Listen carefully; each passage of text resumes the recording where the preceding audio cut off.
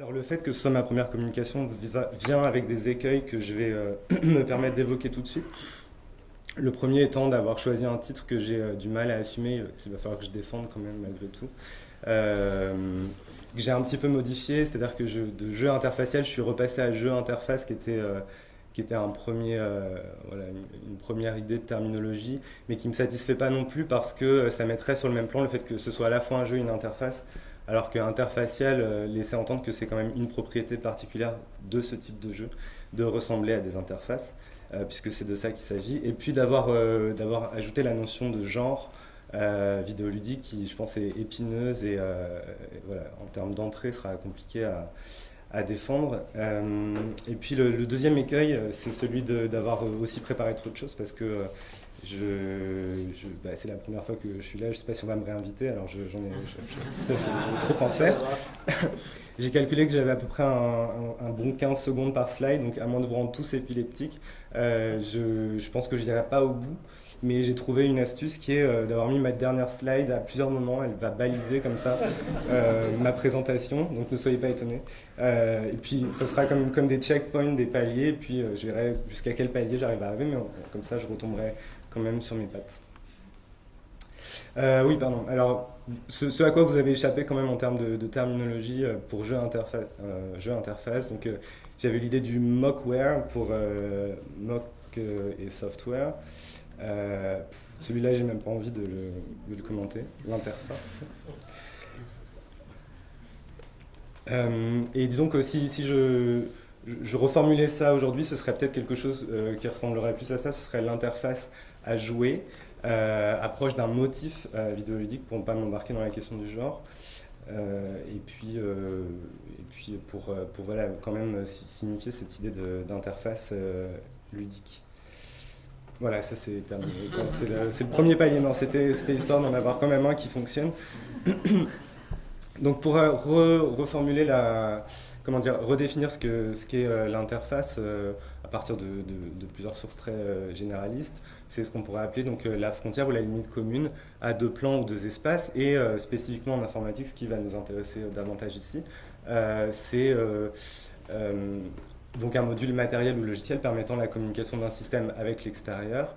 Il y a le terme de shared common boundary en anglais, et on trouve par exemple a device program enabling a user to communicate with a computer, ou a way of showing information to a user. Donc il y a cette idée vraiment d'interface comme lieu médian et comme moyen de communication entre l'humain et la machine. Et ce qu'on pourrait m'objecter tout de suite, c'est qu'à ce rythme-là, n'importe quel jeu pourrait souscrire à comment dire, pour être appelé interface, pour le dire plus simplement, comme s'en amuse d'ailleurs la série de jeux Assassin's Creed avec l'Animus, qui nous fait entrer dans une interface qui en fait sera le jeu, mais qui nous rappelle en permanence que nous sommes en train de communiquer avec une machine qui nous donne des représentations graphiques que l'on appréhende d'une certaine manière dans le jeu vidéo. Euh, alors, je vais commencer avec cette citation qui est dans le prologue de Philosophie des jeux vidéo de Mathieu Triclot, dans cet échange maïotique original entre Socrate et Mario, qui dit, donc Mario dit, aujourd'hui un jeu vidéo c'est un programme qui génère des graphismes avec lesquels on interagit en temps réel, on a une action sur ce qui se passe à l'écran, et cela fait que jouer à un jeu ce n'est pas la même chose que d'assister à un film. Là on est en train de chercher ce que serait la définition idéale du jeu vidéo. Ce à quoi Socrate répond, un programme qui génère des graphismes avec lesquels on interagit en temps réel. Alors Windows est un jeu, toutes ces fenêtres que l'on ouvre et que l'on ferme. Évidemment, ce n'est pas le cas. C'est-à-dire que autant un jeu pourrait être, n'importe quel jeu pourrait être une interface, autant une interface, au sens où on va l'entendre ici, n'est pas ludique à proprement parler. En fait, les interfaces dont on parle ici sont avant tout les interfaces utilisateurs qui se déploient en trois temps. Donc au départ, on a les command line interface, donc, où il s'agit d'entrer un code dans la machine. C'est ce qu'on retrouve aussi aujourd'hui avec les commandes MS-DOS ou le terminal sur macOS. Puis la graphic user interface, c'est-à-dire quand on a commencé à trouver une sorte des métaphores graphiques pour ces interactions. et donc dans lesquelles on explore un espace. Et puis celles qu'on connaît plus récemment, qui sont celles qui habillent les smartphones, qui sont des interfaces tactiles, intuitives et directes. Ah, je ne sais pas ce qui se passe. Ok, ma slide ne passe pas. Voilà, donc pour dire qu'une interface, on pourrait dire qu'en commun, l'interface a une valeur distributive, c'est-à-dire qu'elle va distribuer nos actions numériques, et dont le jeu vidéo, en fait, a priori, n'est qu'une entrée parmi d'autres. Donc, pour ce qui est de la notion de genre et pourquoi je voudrais m'en échapper tout de suite, pour reprendre ce que disait Raphaël Moine, alors c'est à partir des genres en cinéma, mais critiques et chercheurs utilisent surtout des dénominations génériques pour caractériser les films, aussi bien dans des approches esthétiques ou historiques que dans les études d'auteur. Un usage taxinomique assez semblable aux pratiques de tri et d'identification générique qu'accomplissent les collaborateurs de l'officiel des spectacles dans la rédaction de leurs notules, les bibliothécaires dans les médiathèques ou les vendeurs de DVD dans les magasins. Donc quand j'ai retrouvé cette citation, je me suis dit c'est exactement ce que je m'apprête à faire, donc c'est un peu problématique, je vais juste vendre un DVD supplémentaire. Mais ce à quoi elle ajoute cependant, la théorie des genres cinématographiques, pour sortir de l'aporie de la taxinomie, se doit de substituer à une conception du genre comme catégorie de classement, une conception du genre comme catégorie de l'interprétation. Je ne sais pas si je vais avoir le temps de le faire, mais en tout cas c'est ce que j'aimerais m'efforcer de faire en approchant les jeux quand même par cette idée de trait commun. Je vais passer sur ce que Raphaël Moine rappelle être le genre, puisque je vous dis, je m'échappe de cette notion. Alors, les jeux auxquels je vais m'intéresser pour en venir à ça sont des jeux donc, qui reprennent des interfaces a priori non ludiques et qui vont en faire le cadre d'un jeu. Et je me suis intéressé à ceci. Alors, s'il y avait quelque chose quand même dans la citation de Raphaël Moine qui était, que je voulais noter, c'était que il faut qu'il y ait série pour qu'il y ait genre et une certaine homogénéité. Et en fait, c'est la perception complètement empirique d'une sorte de série qui m'a mis sur la piste sur la piste de cette recherche, et notamment dans un écart de temps assez court qui va de 2015 à 2018, avec une sorte quelques titres,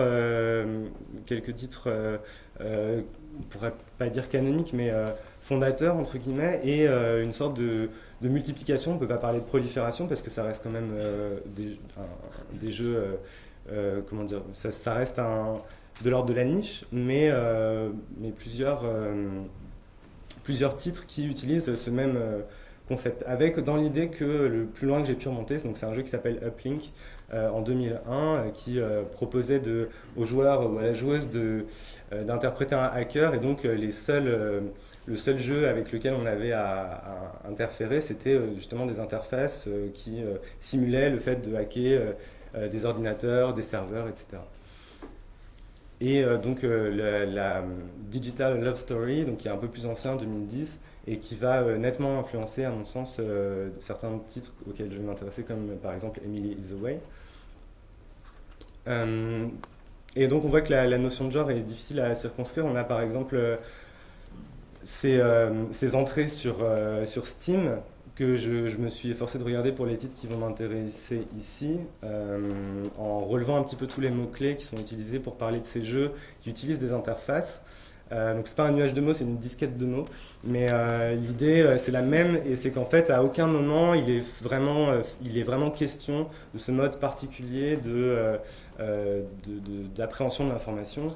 On va avoir le FMV parce que effectivement Her Story va réutiliser ce procédé qu'on n'utilisait plus, de filmer des acteurs pour d'une certaine manière régler la question du photoréalisme. On a le point and click aussi qui revient, parce que c'est vrai que c'est dans les opérations qu'on va être amené à faire dans ce genre de jeu, mais rien vraiment, il n'est pas question d'interface dans ce qui est perçu des utilisateurs a priori. Alors une tentative de définition que je pourrais faire à partir de là, Déjà, c'est en voyant ce que le jeu d'interface n'est pas à mon sens. C'est vrai que si on prend un titre comme Football Manager 2017 par exemple, l'interface va être une grande partie, et si on remonte sur des itérations plus anciennes du même titre, la seule et unique vision que je vais avoir de mes actions.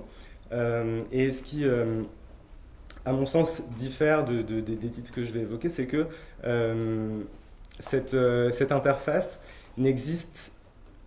Enfin, il n'y a pas de correspondance entre. Il y a une sorte de. Cette interface serait une sorte de métaphore de ce qui se passe dans un extérieur du jeu auquel je n'ai pas accès parce que les capacités du jeu ou le programme du jeu n'est pas celui-là.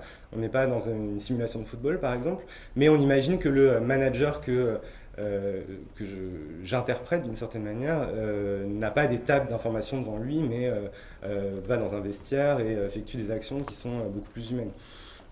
Alors que les interfaces auxquelles on va avoir affaire sont des interfaces qui sont tout à fait celles que l'on pourrait avoir à actionner dans notre quotidien, et il ne s'agit pas d'un mode de représentation interfaciale. Et ce n'est pas non plus ce que l'on va voir maintenant, si j'arrive à lancer cet extrait, je ne sais pas comment ça fonctionne. Ah, excusez-moi, je l'ai sur mon moniteur, mais... Bon, je vais passer, c'est pas grave. Donc là, en fait, il s'agissait d'une scène de Alien Isolation, où en fait, on va se retrouver face à un écran, une interface, et pendant qu'on est en train d'interagir activement avec l'ordinateur, en toute hâte pour éviter de se faire attaquer par un alien, eh bien, c'est ce qui va arriver. En fait, on va tourner la tête, l'alien sera là, et on va se faire tuer. C'est des choses qui n'arriveront pas dans les jeux dont je vais parler, parce qu'en fait, ce sera l'unique lieu de la fiction vidéoludique. Il n'y a pas d'extérieur qui peut m'attaquer, il n'y a pas de tête à tourner d'une certaine manière, et c'est ce qui fait pour moi l'une des particularités en termes de point de vue de ces jeux.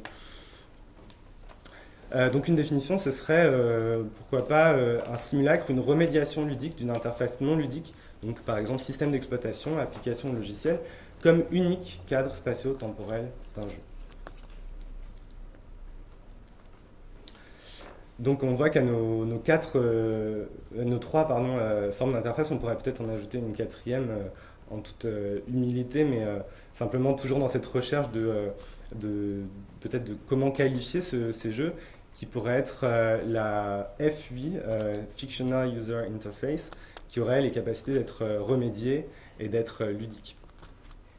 Donc les 4 jeux sur lesquels je me suis concentré jusqu'à maintenant et dont je vais parler ici dans le temps qui me reste sont Her Story de Sam Barlow, Emily's Away de Cal Seeley, et A Normal Lost Phone du studio Accidental Queen, sorti en 2017, et Enterre-moi mon amour de Pixel Hunt, qui était un jeu ou une fiction vidéoludique, c'est selon, qui avait été commandé notamment par la chaîne Arte.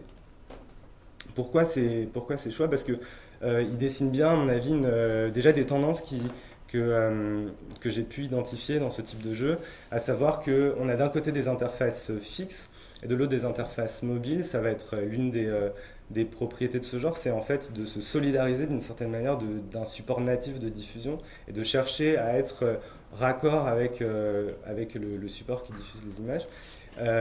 Et aussi d'utiliser l'interface de deux manières différentes. Il y aurait une manière qu'on pourrait appeler communicationnelle, qui serait en fait d'utiliser l'interface en tant qu'elle est un moyen de communication, type messagerie instantanée par exemple, où là en fait en discutant par une messagerie instantanée fictionnelle, on serait en train de faire avancer une structure qui serait linéaire ou arborescente selon les réponses qu'on va donner. Et une autre version qui serait davantage exploratoire. En fait, là, on prendrait pleine possession de la structure rhizomatique ou en étoile dans l'interface, où en fait, on va toujours revenir à une espèce de menu initial et puis circuler entre différentes applications qui sont mises à disposition. Et les petits astérisques sont liés au fait que ce sont, donc Emily's Away et Normal Lost Phone, sont des jeux qui, étant à 2 points séparés du spectre, ont connu une suite sur le même mode. Alors, une observation de Gordon Calera à propos des espaces vidéoludiques. qui dit « Le désir d'explorer de nouvelles contrées est depuis les débuts de notre espèce une part constitutive de la nature humaine. Les endroits que nous préférons le plus sont souvent ceux qui diffèrent de notre environnement quotidien. Les jeux numériques et les mondes virtuels sont particulièrement aptes à faciliter les explorations spatiales qui permettent aux joueurs non seulement de projeter leur imagination dans les paysages représentés, mais aussi de les parcourir. » Et confronter cette citation de Gordon Calera avec l'idée d'un jeu qui reprend comme espace une interface est en fait assez contre-intuitive. Effectivement, on ne peut que donner raison à Gordon Calera quand on voit, d'ailleurs on retrouve le Reconfigure dont on parlait précédemment, quand on voit dans de nombreux titres ce point de vue dépaysant sur un espace qui est vaste, qui est sauvage, qui est disponible. On pourrait se demander pourquoi s'en tenir à une interface. Et non, ce n'est pas, attention, effet spécial, ce n'est pas Zelda, mais c'est le fond d'écran de Unity. Un paysage, donc, comme en parle Calera, c'est une vue d'ensemble qu'offre la nature d'une étendue, d'un pays, d'une région, mais par extension, ça va être la vue d'ensemble d'un endroit quelconque, une ville, un quartier, ce qui fait que les interfaces, dont je rappelle qu'elles sont, surtout les interfaces graphiques, les GUI, sont des métaphores spatiales avant tout, qu'en fait ces interfaces-là pourraient souscrire à la dénomination de paysage malgré tout. C'est avec par exemple ce qu'on appelle le paradigme de WIP, donc Windows, Icon, Mouse, Pointers. Les interfaces bureautiques ou mobiles sont ont une profondeur, sont des couches superposées dans lesquelles en fait il est possible de circuler. La question qui se pose alors, c'est quel dépaysement ces interfaces proposeraient-elles un peu à l'image du... Enfin moi je ne sais pas si j'ai pas les moyens de partir en vacances, parfois je change juste l'image de mon fond d'écran et déjà j'ai un peu l'impression d'être parti en vacances, un peu à l'image de ce store écran dans donc le deuxième épisode de Retour vers le futur. Et d'une certaine manière, donc là c'est une image de A Normal Lost Phone, un des 4 jeux dont je faisais mention, d'une certaine manière quand on lance A Normal Lost Phone sur son téléphone, on est quand même quelque part dans quelque chose qui est de l'ordre du dépaysement,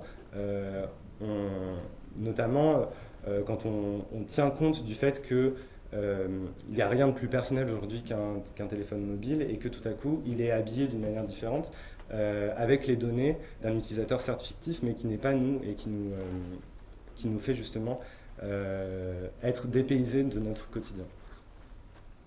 Voilà, ça c'est le deuxième palier. Je ne sais pas exactement combien de temps j'ai mis. Il me reste 2 minutes. Ouais, le prochain est ambitieux, mais je vais quand même essayer. Oui, alors je suis vraiment pas allé loin parce que je suis encore au 1. Et je le saurai pour la prochaine fois, et puis peut-être que j'aurai l'occasion d'en dire plus. Donc là, je m'intéressais dans cette partie très, très rapidement à... pourquoi en fait entre 2015 et 2018 on pourrait avoir cette multiplication d'interfaces ludiques. Déjà je pense qu'il faut le situer dans une sorte de reconfiguration économique du jeu vidéo qui va chercher notamment au niveau de la question de la représentation photoréaliste de personnages, des moyens détournés en fait de créer un effet de présence mais sans forcément avoir à modéliser un personnage fait de milliards de pixels. Donc ça va être justement le retour au FMV pour Her Story, ça va être la messagerie instantanée pour Emily the Way, mais là on voit une image de Gone Home et de Beginner's Guide qui aussi vont utiliser d'autres moyens en présentant des espaces désertés, mais d'autres moyens de créer un effet de présence. Donc la première partie de cette raison aussi serait la technostalgie, qui est un terme, j'ai cru l'avoir inventé à un moment pendant 1 minute 30, jusqu'à le chercher sur Google et voir que dans un dictionnaire anglais ça existe déjà, donc c'est une nostalgie qui serait propre justement à l'obsolescence de certaines technologies. Et en fait dans le cas des interfaces, ce que je trouve intéressant, donc là on voit bien que Emily the Way est un jeu qui reprend explicitement on va dire le mode basique de Windows XP et de AOL Instant Messenger, mais au lieu d'avoir la liste des utilisateurs disponibles pour l'ordinateur comme on a l'habitude, là ce sont des chapitres datés et qui viennent en fait un peu scander l'histoire qui va se dessiner à travers les conversations qu'on va avoir avec ce personnage de Emily. En fait, le problème des interfaces, c'est qu'à la différence du rétro gaming, qui est devenu une vraie manne financière et en fait qui permet vraiment de se plonger, voire de se noyer dans une nostalgie, une tech-nostalgie, c'est que en fait, pour les interfaces, les systèmes d'exploitation, etc., il n'y a pas vraiment d'issue. Personne ne va réinstaller Windows XP ou Internet Explorer pour pouvoir à nouveau discuter sur MSN ou AIM, puisque de toute façon, ce sont des services qui sont discontinués, qui n'existent plus. Donc il n'y a pas vraiment de moyen d'avoir accès à ce retour. Et je terminerai avec ça. Kyle Seeley, le développeur du jeu Emily the Way, disait dans un article de The Verge, I think interface games, donc c'est de là que vient la première dénomination de ces jeux. I think interface game can really capture the feeling of a specific time period of a generation and help us empathize with each other. Et c'est quelque chose qu'on va retrouver dans d'autres dans d'autres itérations de jeux interface, où en fait on va chercher vraiment à recréer l'ambiance spécifique liée à une période qui est complètement révolue et qui est inaccessible d'un point de vue informatique. Là, ce sont les vidéos de Her Story qui sont repassées dans un magnétoscope pour là aussi recréer cette patine, en sachant que c'est presque une mise en abîme parce que le FMV lui-même est un genre qui est obsolète d'une certaine manière. Et donc l'idée serait, et je m'arrêterai là, que les interfaces seraient une des approches véhiculerait le sentiment d'une époque qui autrement ne nous est pas accessible, et sous la forme de la fiction, ces jeux interfaces permettraient de la revivre. Je vous remercie.